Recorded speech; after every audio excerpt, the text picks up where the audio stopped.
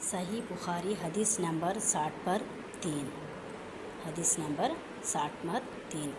اس حدیث میں موسیٰ بن اسماعیل رضی اللہ تعالیٰ عنہ کی روایت ہے کہ ہم کو قرآن کریم میں رسول اللہ صلی اللہ علیہ وسلم سے سوالات کرنے سے منع کر دیا گیا تھا، اور ہم کو اس لیے یہ بات پسند تھی کہ کوئی ہو شاید دیہاتی آئے اور آپ صلی اللہ علیہ وسلم سے دینی عمر پوچھے اور ہم سنیں۔ چنانچہ ایک دفعہ ایک دیہاتی آیا اور اس نے کہا کہ اے محمد صلی اللہ علیہ وسلم، ہمارے ہاں آپ کا مبلغ کیا گیا تھا، جس نے ہم کو خبر دی کہ اللہ نے آپ کو اپنا رسول بنا کر بھیجا ہے، ایسا آپ کا خیال ہے؟ آپ حضور صلی اللہ علیہ وسلم نے فرمایا، اس نے بالکل سچ کہا ہے۔ پھر اس نے پوچھا کہ آسمان کسی نے پیدا کیا؟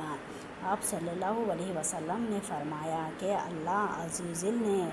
پھر اس نے پوچھا کہ زمین کس نے پیدا کی اور پیڑ کس نے؟ آپ صلی اللہ علیہ وسلم نے فرمایا کہ اللہ عز و جل نے۔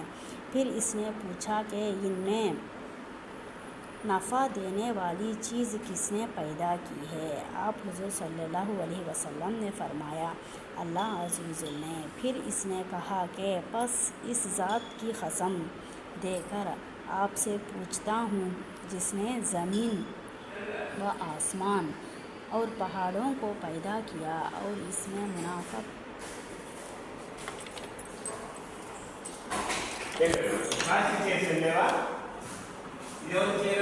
అది ప్రతిష్ట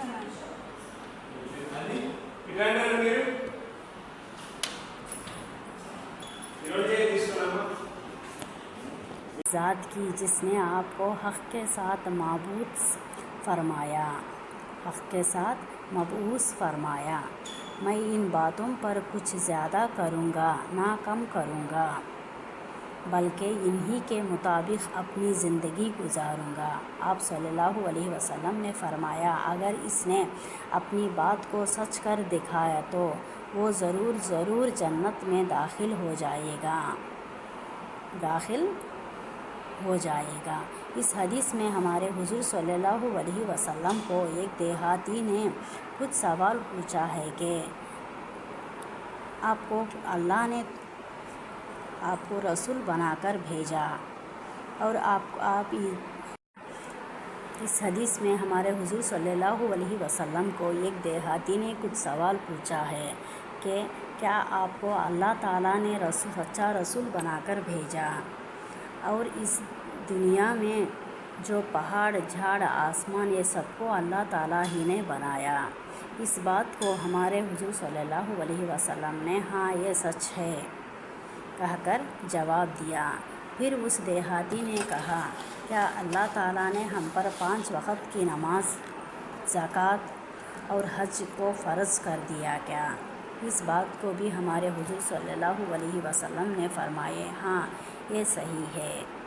اس بات کو سننے کے بعد وہ دیہاتی نے ہمارے حضور صلی اللہ علیہ وسلم سے کہا کہ میں آپ جو بولے ہیں یعنی 5 وقت کا نماز، زکوٰۃ، حج، ان کو میرے زندگی میں عمل کروں گا، اس میں کوئی زیادہ کروں گا مگر کم نہیں کروں گا۔ یہ بات بول کر وہ وہاں سے چلا گیا۔ اس کے بعد ہمارے حضور صلی اللہ علیہ وسلم نے ان کے ساتھیوں سے کہا کہ اگر یہ بالکل اسی بات پر عمل کرے گا تو یہ ضرور جنت میں داخل ہوگا، یہ ضرور جنت میں داخل ہو جائے گا۔